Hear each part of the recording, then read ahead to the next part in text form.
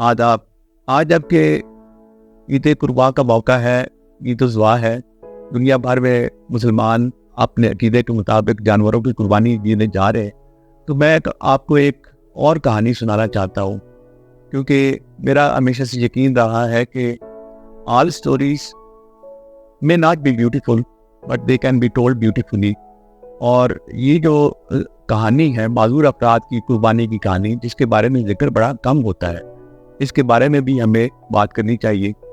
تو ساتھیوں، اگر ہم تاریخ انسانی پر نگاہ ڈالیں تو مختلف معاشروں میں انسان معذور افراد کی قربانی بھی دیتے رہے ہیں۔ جی ہاں، اگر ہم گریک سویلائزیشن کی بات کریں جو کہ آج سے 2,500 سال پہلے عروج پر تھی، تو اس میں جو دو بڑی سٹی سٹیٹس تھیں، سٹی ریاستیں تھیں، ان میں ایک اسپارٹا تھی اور ایک ایتھنس۔ اور خاص طور پر جو اسپارٹنس تھے وہ بڑے جنگجو تھے، اور وہ ہر وقت حالت جنگ میں رہتے تھے۔ اور قدرتی بات ہے کہ جب آپ جنگ کی حالت میں ہو، اور پھر جو اس وقت ایک فلسفہ تھا یا ایک سوسائٹی کی سوچ تھی، اس میں فزیکل بیوٹی پر بہت زور دیا جاتا تھا۔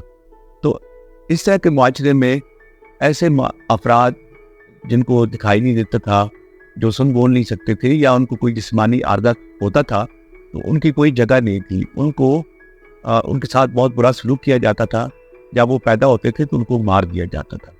اسی طرح جب ہم آگے بڑھتے ہیں اور ہم دیکھتے ہیں کہ رومن سویلائزیشن جو ہے تقریباً 2000 سال پہلے اپنے عروج پر پہنچ گئی، تو رومن سٹی سٹیٹس میں بھی یہی تھا۔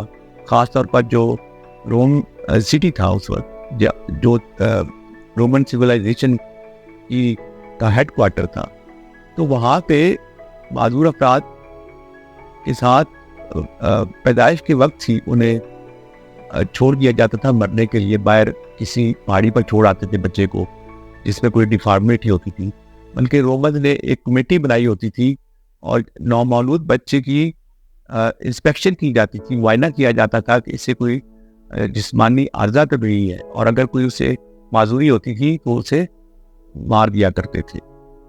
اسی طرح ہم آگے بڑھتے ہیں تو دو بڑی سویلائزیشن تھی، ایک انکا سویلائزیشن اور ایک ایزٹیک سویلائزیشن۔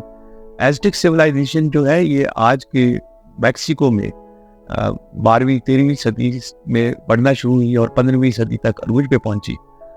اس سویلائزیشن میں معذور افراد جو تھے ان کی قربانی دی جاتی تھی، خاص طور پر اس وقت جب کوئی قحط سالی ہوتی تھی یا کوئی اور قدرتی آفت معاشرے پر آتی تھی، تو ان کی قربانی دی جاتی تھی تاکہ جو مصیبت ہے وہ ٹل سکے۔ اسی طرح جو انکا سویلائزیشن تھی، یہ بھی اسی دور میں یعنی کہ 1200 سے لے کر 15ویں صدی تک عروج پر تھی۔ جو آج کا پیرو ہے، آج کا ارجنٹینا ہے، کولمبیا ہے، ایکواڈور ہے، تو ان ممالک میں انکا سویلائزیشن عروج پر تھی۔ اور اس میں بھی معذور افراد جو تھے، جب بھی کوئی مصیبت آتی تھی، آفت آتی تھی، ناگہانی قدرتی آفت، تو معذور افراد کی قربانی، اور بعض کا ان کی جو کسی معذور بچے کی والدہ ہوتی تھی اس کی بھی قربانی دے دی جاتی تھی۔ اسی طرح جو مغرب ہے، قرون وسطیٰ کا مغرب، یعنی کہ آج سے تقریباً 1000 سال پہلے کا جو یورپ ہے، اس میں معذور افراد کے ساتھ بہت ہی برا سلوک کیا جاتا تھا۔ ان کو سمجھا جاتا تھا کہ یہ ان پر کوئی جادو ہے، سایہ ہے، وچ کرافٹ ہے، تو ان کو بھی مار دیا جاتا تھا۔ اس طرح ہم آگے بڑھتے ہیں تو جو ہٹلر تھا، اس کے دور میں ایک باقاعدہ فلاسفی تھی جس کے اوپر ہم ایک ڈیٹیل ویڈیو بھی آپ سے بہت جلد شیئر کریں گے، لیکن یہاں پہ میں آپ کو صرف یہ شیئر بتانا چاہتا ہوں کہ ہٹلر کے دور میں دوسری جنگ عظیم میں تقریباً 2 لاکھ معذور افراد جو تھے انہیں مار دیا گیا۔ بچوں کو، معذور افراد کو ان کو مار دیا گیا، اور 4 لاکھ جو معذور افراد تھے ان کی اسٹرلائزیشن کی گئی تاکہ ان سے آگے بچے پیدا نہ ہو سکیں۔ تو یہ جو ہم نے ابھی ایک مختصر سا تاریخ کا جائزہ لیا ہے، تو اس میں ہمیں پتہ چلتا ہے کہ دنیا کے مختلف ادوار میں، مختلف تہذیبوں میں معذور افراد کے ساتھ بہت برا سلوک کیا جاتا رہا ہے، اور ایکسٹریم کیسز میں ان کی قربانی بھی دی جاتی تھی. اور اس کا ذکر میں اس لیے کرنا چاہتا ہوں کہ آج کے جو موجودہ رویے ہیں وہ ہمارے پاس ایک انسانی ورثے کے طور پر ہمارے پاس آئے ہیں. وہ کوئی اچھا ورثہ نہیں ہے, ان سے ہمیں سبق سیکھنا چاہیے. اور وہ رویے کیا ہے؟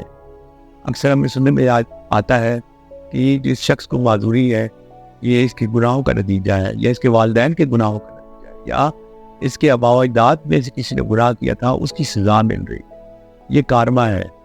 تو معذوری کی وجوہات یہ نہیں ہوا کرتی. اس کے بارے میں ہم آئندہ آپ سے کبھی تفصیل میں بات کریں گے, بلکہ میں بہت جلد ہی کچھ ویڈیوز اس حوالے سے بھی شیئر کروں گا. تو میرا مقصد تھا کہ ہم آپ کو کہانیاں جو سناتے رہتے ہیں, لوگ کہانیاں بھی, شارٹ سٹوریز بھی, تو آج ایک اور قسم کی کہانی سناؤں جو کہ آپ جو عید قربا کا ایک موقع ہے اس کے حوالے سے اس کی بہت ریلیونس ہے. آپ کے وقت کا بہت شکریہ. اگر آپ کو ہمارا یہ چینل پسند ہے تو اسے سبسکرائب کیجیے اور اس ویڈیو کو دوستوں کے ساتھ شیئر بھی کیجیے اور لائک بھی کیجیے. بہت شکریہ.